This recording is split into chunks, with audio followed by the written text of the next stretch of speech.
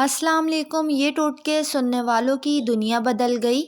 साफ़ सुथरे बाथरूम के लिए मीठे सोडे में लिक्विड वॉशिंग सोप मिलाकर इसे बाथरूम की टाइलों पर अच्छी तरह लगा दें। 3 घंटों के बाद एक बाल्टी में पानी में सफ़ेद सिरका मिलाकर टाइलों को धोएं। हर तरह के दाग धब्बे दूर हो जाते हैं। जिस कमरे या किचन में छिपकली नज़र आए वहाँ मोर के चंद पर रख दें या किसी खूबसूरत बोतल या गुलदान में लगाकर सजा दें। फिर कभी छिपकली इस कमरे में नहीं आएगी। मैदा कमज़ोर हो तो 1 तोला साबूदाना 1 कप दूध में पकाकर सुबह शाम खाएं। चंद दिन के इस्तेमाल से मैदे की कमज़ोरी दूर हो जाएगी। माहवारी के दौरान नीम गर्म पानी में 2 चम्मच नमक डालकर नहाना मुफीद है। अगर हाथ जल जाए तो फ़ौरन सरसों का तेल लगाएं, छाले नहीं पड़ेंगे।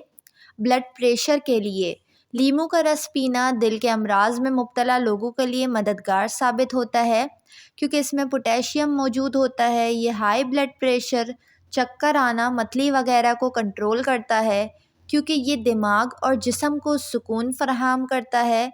ज़हनी दबाव और डिप्रेशन को कम कर देता है। नाफ में तेल लगाने से सर की खुश्की, दिमाग की खुश्की, आँखों के सामने अंधेरा छा जाना और सर का चकराना सब मसाइल दूर हो जाते हैं। नाफ में तेल का लगाना निगाह को तेज़ करता है, सुस्ती, काहली और ढीलेपन को दूर करता है। रात को नीले रंग के कपड़े पहनकर सोने से मच्छर नहीं काटते क्योंकि नीला रंग मच्छरों को नज़र नहीं आता है। अगर ख़ारिश का मसला हो तो गुड़ की धूनी अपने जिस्म पर लेने से फ़ौरन ख़ारिश में आराम आ जाएगा।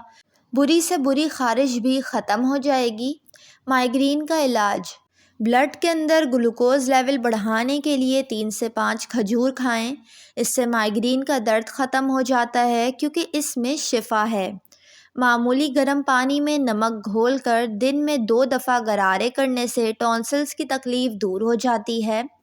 या हल्दी और शक्कर 1-1 चम्मच लेकर इसे फाँक लें और फिर गर्म दूध आहिस्ता आहिस्ता पी लें, फ़ायदा होगा। बैरूनी इलाज के लिए हल्दी को शहद में मिलाकर टॉन्सिल्स पर लगाने से बड़े हुए टॉन्सिल्स बैठ जाते हैं। अगर ठंड लग जाए तो 1 खाने का चम्मच नीम गर्म शहद, 1/4 चम्मच पिसी दालचीनी रोज़ाना 3 मरतबा इस्तेमाल करें। पुराने से पुराना बलगम, साइनस के मसाइल और ठंड दूर करता है। खस्ता फ्रेंच फ्राइज़ बनाने के लिए, अगर फ्रेंच फ्राइज़ बनाने के बाद नरम पड़ जाती हैं तो आलू काटने के बाद इसमें थोड़ा सा आटा और कॉर्नफ्लोर मिलाएं और कागज़ की भूरी थैली में डालकर अच्छी तरह हिला लें। जब फ्रेंच फ्राइज़ पर आटा और कॉर्नफ्लोर की कोटिंग अच्छी से हो जाए तो इसे तलें और फिर तलने के बाद इन्हें टिश्यू पेपर पर निकालें और नमक छिड़क दें और इसको आप कई दिनों तक स्टोर कर सकते हैं। जब आपका दिल चाहे आप फ्राइज़ तलें और खाएं। वीडियो को लाइक और चैनल को ज़रूर सब्सक्राइब कर दें।